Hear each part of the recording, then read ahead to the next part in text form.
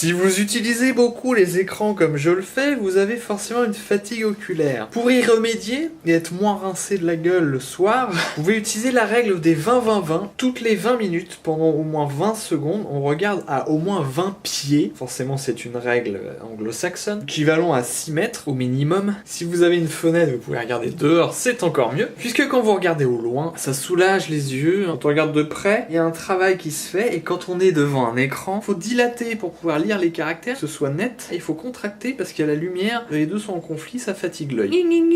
Un conflit en fait, c'est pour ça que les écrans c'est mauvais pour les yeux. Donc toutes les 20 minutes, pendant 20 secondes au moins, vous regardez comme ça au loin. Là, ça repose et vous repartez. En plus, ça permet de voir un petit peu la lumière solaire, ce qui est sympathique aussi. Alors toutes les 20 minutes, c'est rapide, hein, mais il faut essayer de le faire. Que je vois bien les jours où je le fais, le soir, je vois pas flou comme un con, même avec mes lunettes. Pensez aussi, hein, vous pouvez ajouter ça à cligner des yeux de temps en temps. On a un peu tendance à regarder les yeux fixés comme ça. Déjà en faisant ça, c'est pas mal. Après, bien évidemment, dans votre environnement d'écran, on peut améliorer les choses. Éviter qu'il y ait des reflets dessus, ça c'est une catastrophe. C'est encore plus difficile à lire, alors les yeux font encore plus d'efforts. Si vous pouvez, comme j'ai fait, mettre une lumière derrière l'écran, votre regard du coup a moins besoin de faire ces ajustements. Oh, l'écran est lumineux, ah là c'est pas lumineux. Tout doit être homogène. Donc l'écran, on le place plutôt à perpendiculaire des fenêtres. Si vous travaillez dans un bureau, open space, machin, vous n'avez peut-être pas forcément le choix. Généralement, ils font des très mauvais choix au niveau lumière. Bref, ça c'est un autre problème. À voir avec la direction du travail. Et puis aussi, se masser, hein. Nous on fait ça, mais ça c'est pas terrible. C'est plutôt autour, pas l'œil directement. Là, les sourcils au milieu. D'ailleurs, normalement, on le sent. Putain, oh putain, ça fait presque mal là, ici. C'est pour ça, de la même manière que quand vous regardez la télévision dans le noir, ça vous défonce la gueule, il faut pas le faire, attention. Par contre, quand vous allez au cinéma, il y a pas de problème. C'est parce que la lumière est indirecte. Bon, la projection se fait par au-dessus, la lumière vient comme ça, elle tape sur l'écran.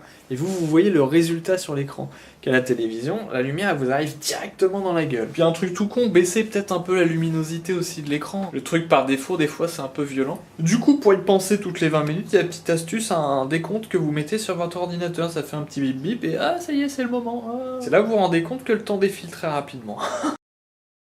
Ah, vous avez vu ce qu'il me fait faire, copain du web? Ça me va bien ou pas si je reste comme ça? Ah, ça commence à me tirer, j'ai peur que ça parte jamais. Ah, c'est trop bizarre. J'ai l'impression d'être dans Mission Impossible. Mais en version pourrie, le masque raté. Ah, j'ai l'impression que ça s'arrache de mon visage. Aïe. Ah. Merde. Oh la gueule. J'espère que ça part à l'eau parce que j'ai aucun produit, moi.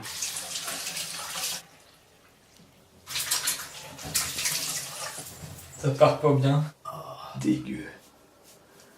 Et comme la super glue, on se fait des croûtes, là.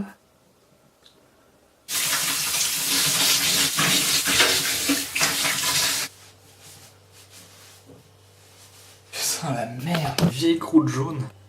Partout. N'allez pas voir les vidéos sur YouTube de copains du web. C'est un gros con.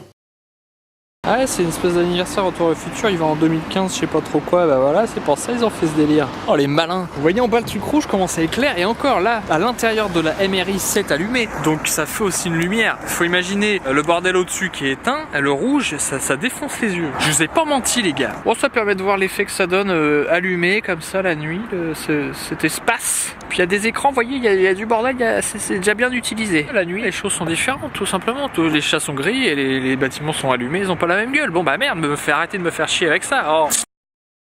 Je vous avais parlé il y a très longtemps de ce petit produit pour les semelles de chaussures et j'avais pas encore testé. Bientôt je vais vous faire un petit tutoriel au niveau chaussures parce que mes semelles s'usent très vite et ça m'emmerde au bout de 4 mois, limite faut que je rachète des chaussures à moitié percées et du coup quand il pleut, hein, ici on a souvent cette situation, la flotte est aspirée par ta semelle, t'as les pieds trempés, c'est horrible. Au lieu de racheter des chaussures avec juste un petit trou, petite déchirure, bah voilà, il y a cette espèce de résine. Ça y est, je l'ai installé, c'est une petite pâte hein, qui se fout et qui sèche. Alors oui, ils disent de le lisser, mais je vois pas trop l'intérêt vu qu'on va marcher dessus. Ça a l'air bien dur, et en même temps, ça a l'air quand même de garder une certaine souplesse. Hein. Quand ça se plie, ça ne se craquelle pas. Donc potentiellement, ça peut être pas mal ce truc. Hein. J'imagine ça va se réuser en marchant. On va voir à quel rythme. Si ça permet de tenir quelques mois pour continuer à finir ses chaussures, moi je trouve ça pas mal. Je crois que le tube c'était 20 €. En tout cas aujourd'hui, les conditions sont idéales puisqu'il flotte. Ouais. Ah bah je suis content, il pleut. Donc tout à l'heure, on va aller marcher. On verra en 2 secondes si le truc il se délite directement et est-ce que mes pieds sont secs puisque ces chaussures-là je ne pouvais plus les mettre. Hein. J'avais les pieds complètement trempés au bout de 4 secondes. Oh l'expérience de fou. J'ai hâte d'aller marcher sous la pluie. Ah, si ça pouvait se calmer un peu, ce serait bien quand même.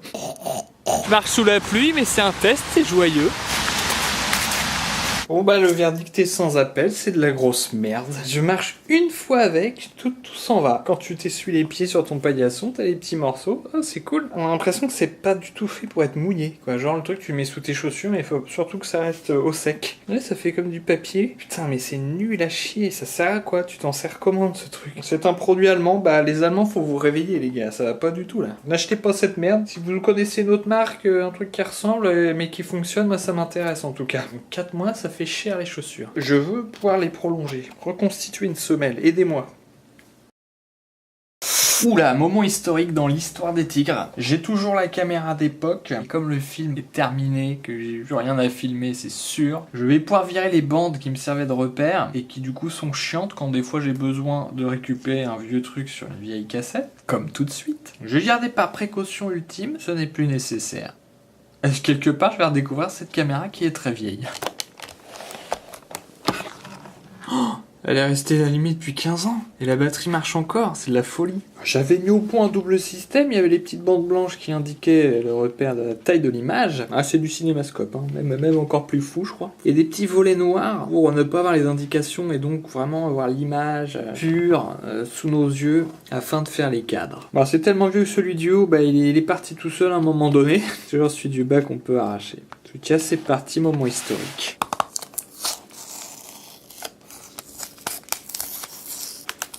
Oh ouais, là l'écran est mieux, toujours aussi petit mais plus accessible. Et un petit coup d'acétone et c'est reparti. En tout cas il y avait une qualité de scotch, hein, parce que ça je l'ai mis en 2004. 11 ans que c'est scotché, ça tenait quand même. Pareil la caméra ça fait plus de 11 ans, hein. Si je l'avais avant déjà, ma taille était de meilleure qualité avant. Ça on peut pas dire le contraire. Pourtant c'est tout mécanique, il y a le système de cassette que maintenant là, juste une carte mémoire, normalement ça devrait jamais tomber en panne. Vous voyez, ça fait partie des étapes de au revoir les tigres. Bon, il reste la musique à intégrer, fignoler les coulisses, les petites choses, mais au fur et à mesure, besoin comme ça que ça se fasse peut-être par étapes, lentement. Ça peut pas se faire d'un coup, de mettre de côté un film sur lequel t'es depuis 11 ans.